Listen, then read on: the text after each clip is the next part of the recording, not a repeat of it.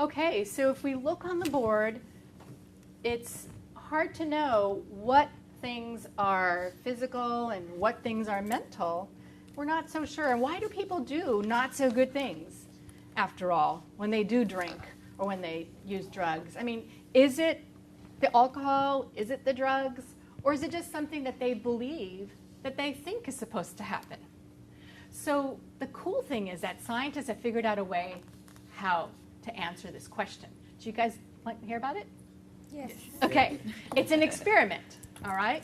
So experiments generally have a fake drug or something that goes along that you can test, right? That's what experiment is. You guys do some science in middle school, so we're going to test something out, okay? That's what we're going to do.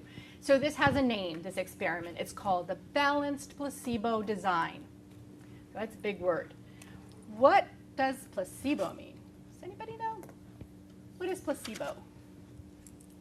Nope. Nope. Okay. And that's okay because it's a hard word to know what it is. It's a science word. And just what I said before, it kind of stands for like a fake drug.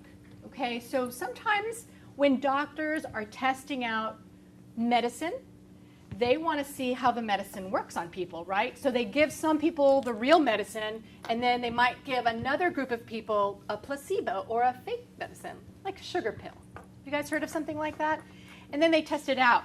Now, they want to know how the real medicine works, but then they're really curious. The curious thing is that people who are taking the fake medicine, they don't know it's fake, and all of a sudden they start to feel better. Why is that?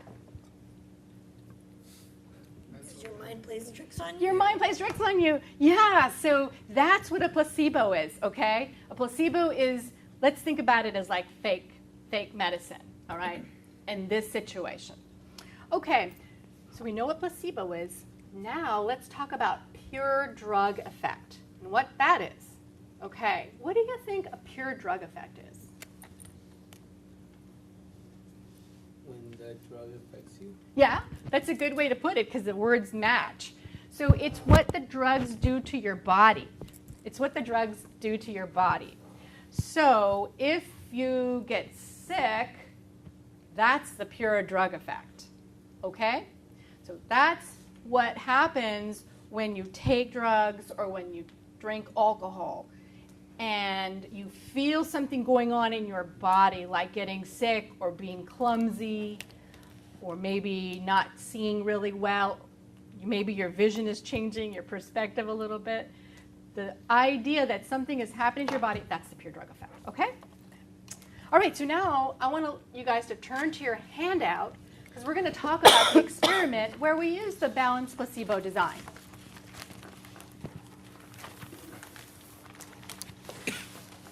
All right, so, in some universities, there is a lab, and you know what labs are because you guys have science. And so you go to this lab, but it's really a bar. It's a bar lab, okay? And it looks just like a real bar where there's a bartender and there's lights that are like bars, and there's music, there's food, there's drinks, so it looks just like a regular bar. But it's actually just for studying things, okay, like placebo. So we're going to talk about this in a minute, how it works. So a group of people, let's say Bob and his friends, came into this bar because they wanted to participate in this. They wanted to see what it was like. So they come into the bar, and I want you guys to look at that first row, okay? That first row is what happens when Bob comes in with his friends the first time. So he's going to go several times, okay? So the first time that he goes into the bar, what does the bartender tell Bob and his friends? What do you guys see there on that first row? Free drinks? Free drinks. Yeah, well, that's for sure. They're free. So Bob is told that him and his friends are going to get alcohol, okay? And what happens? This is an experiment, remember. So what happens? Do Bob and his friends get alcohol? Yes. Yep, they sure do. That's the first row. Well, so now let's say after a few minutes, or let's say after a few hours, Bob gets up, go to the bathroom, and he kind of stumbles a little bit. What's going on? What's Bob thinking? Had He's alcohol. drinking. Had a drink. He's drinking, yeah. So, and let's say that Bob decides to go over to the girls and start chatting them up. What's going on there? What do you guys think? Confidence. Oh, he's feeling confident, huh? Well, why is that? Is it the alcohol that's doing it? Well, we don't know, right? We don't quite know because he's gotten alcohol, told he was getting alcohol, and he's drinking, and he's thinking that he's drinking, right? All right. Let's say that Bob comes in the next time with his friends. Now, what does the bartender tell Bob and his friends? No alcohol. No alcohol. What does that mean? They get a Coke. Well, good. I'm glad that you thought that. So he's being told that he's not going to drink at all, right? So maybe the alcohol, or maybe they're going to get served soft drinks. But what really happens to Bob and his friends? They get alcohol. Oh, so they're getting tricked. He gets alcohol. So how does that happen? How do you think that might happen in the real world? Where somebody tells you there's no alcohol, but there's actually alcohol. Oh, punches. Oh, punch. Okay, so sometimes people put alcohol in drinks and you might not be aware of it. There's something that you guys think about? Yeah. Our kids get the brownies, and there's pot in the brownies. Uh-oh, yeah, sometimes there might be marijuana in food items too. So you can see how this might have happened. So Bob now and his friends, they think that they're not drinking alcohol at all, but they did get alcohol. So now, guys, Bob gets up after a while and he stumbles on his way to the bathroom. What's he thinking? What? What? He's not thinking. He's not thinking, or what does he imagine? What's going on with Bob? That is Tired. Tired of tired or being clumsy. Okay, you're right. He could be thinking, man, I must be clumsy, I must be tired. Why is that? Because he's not thinking that he's drinking, right? So he doesn't know that he's been tricked.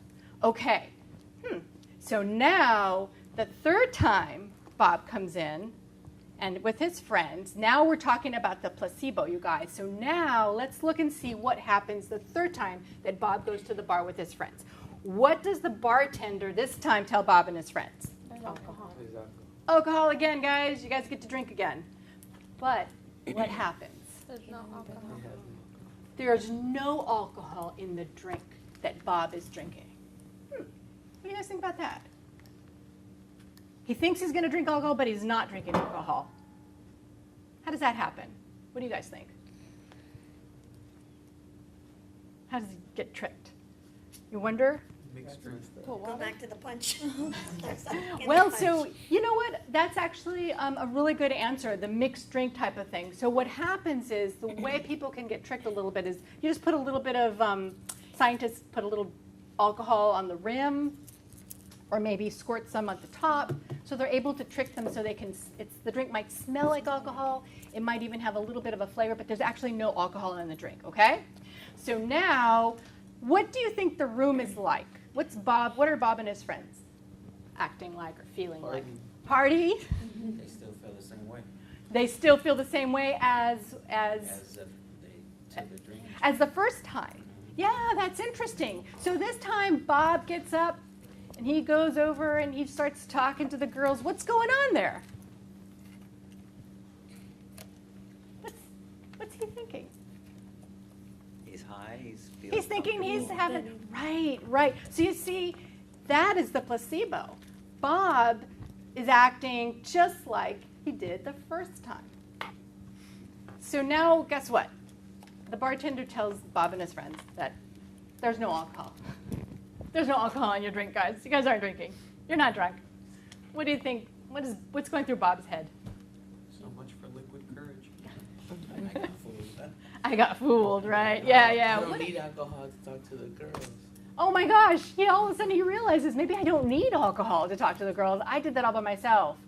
So what do you think Bob learned from this experiment?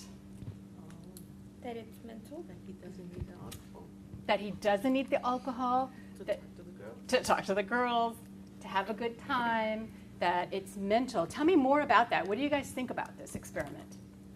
It's perception. Hmm? Oh, it's all about your perception. It's his perceptions, what he was imagining. What else? What else do you guys think about this? Oh, it's in your mind. It's in your mind. That's right. So you see, that's what Bob learned too. He realized that he could do all the same things that he thought that alcohol would help him with, but he didn't need the alcohol.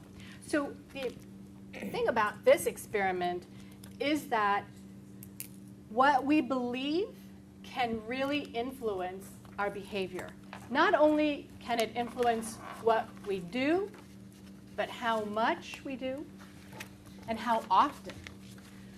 So it's important, you guys, to know, to think about what your beliefs are for things. The more positive beliefs that teens have about alcohol, the more likely they are to drink alcohol. So it's important to think about your own beliefs over this and to realize how important it is to know what you believe, because that's going to impact your behavior. What do you guys think about this now?